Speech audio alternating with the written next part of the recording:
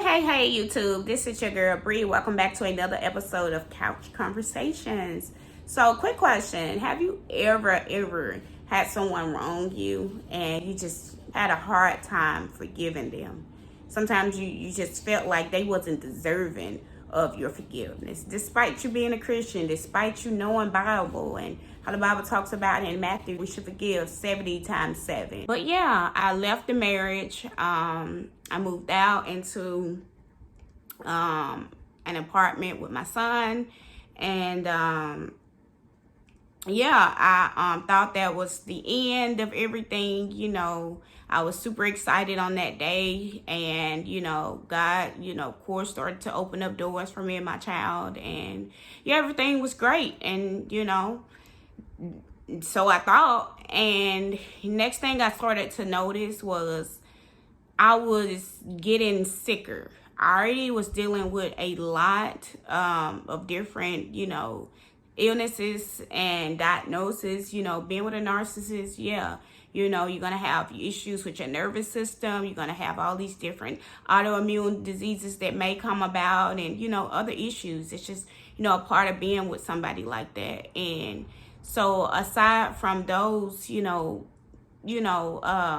diagnosis and things like that, I just felt like I was getting sicker, like I was extremely fatigued, and it was so bad that I couldn't get out of bed. I was drinking more coffee and energy drinks than I was drinking water, and it still didn't help.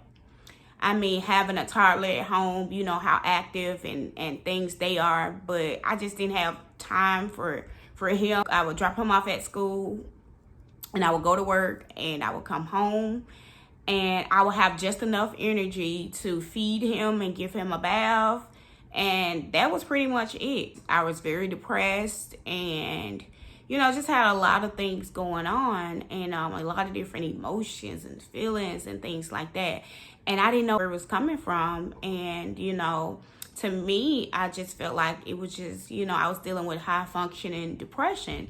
And I decided to book an appointment with my doctor, and I told her about everything. And she prescribed me some antidepressants. She prescribed me this medicine that I would take during the daytime. I would take up to 3 tablets a day. And she also gave me a antidepressant that I would, take at night. And so I would take those prescribed medications, and I felt a little better, but it wasn't a whole lot. So I went back to the doctor, and I was like, hey, they work, but I think I need a higher dose. I ended up, just going into prayer, and also started speaking to me about, forgiving, my ex-husband. And I'm like, forgive who? Like, I've already forgiven that man. I've moved on. I'm happy. I'm in a better place. And my son is happy. Like, what do you want me to do? And God said again, I want you to forgive him. You haven't forgiven him. And so forgiveness for me, years ago, when I had a hard time forgiving my mom for some of the things she had done growing up, God just led me to write out everything she had done, and how each of those made me feel, and he wanted me to read it aloud. So I jotted down, it was probably like 10 pages of stuff. So I had written down all of that stuff. I read it out loud, and I just felt like the urgency to release a scream. And I'm like, I'm not about to scream. These neighbors and stuff. If I keep looking over here, y'all, because look, I'm used to my camera being over here. So yeah, it's weird that it's over here, but yeah, just bear with me. But I just felt the need to release a scream, and I didn't want to because I already was living downstairs. I had noisy neighbors upstairs. We was butting heads because I was complaining on them about the noise. So for me to just release a loud scream, I felt like it was gonna be loud too. It was gonna feel weird to me, but I just did it anyway. And when I released that scream, y'all, that was my breakthrough. And so when he told me to forgive my ex-husband, I was like, okay, cool. Well, I guess I'll do the same thing then. So I had already done it in the past anyways. Like, when I first moved into, this apartment. And I wrote it down. I didn't feel the need to release a scream, but, some tears fell down my eyes. And, I just felt like it was over. After I done that, God just kept speaking to me about fasting. I'm like, God, like, I'm already fatigued. Feel like I'm every day, like, I feel like I'm about to fall on my face every time I take a few steps. My balance is off. My nervous system is off. Like, and you want me to fast? Like, for real, for real. And so I got on Facebook one day and I saw this this prophetess lady. She has a church in Mississippi somewhere, I don't know. But she was doing a 5-day fast from like 6 to 3 or something like that. And every day she got on and, prayed. She gave us, homework and all of that stuff. And so I actually did complete the fast. It felt good and all of the things. So I was like, okay, well, done. I'm done. He's forgiven. God, you can restore my health now because I need to get back to feeling my normal self. I have a kid. I have a child now to raise. I ended up praying again. I was like, God, I'm trying my hardest to forgive this man. 1 minute I'm feeling like I've forgiven him, and the next minute I feel like I'm hating him, again. And God was like, you're saying it, you're speaking that out of your mouth. And I'm like, speaking what? And God had to remind me, and I started to pay attention because I didn't even really notice, but I started to pay attention to these patterns. And I started to pay attention to and realize that every single morning, I wouldn't even say it aloud, but I would just murmur underneath my breath. I would say, I hate him. I hate him. I hate him. And so when I noticed that I was unintentionally doing it, I was like, wow, I'm really speaking this, out of my mouth.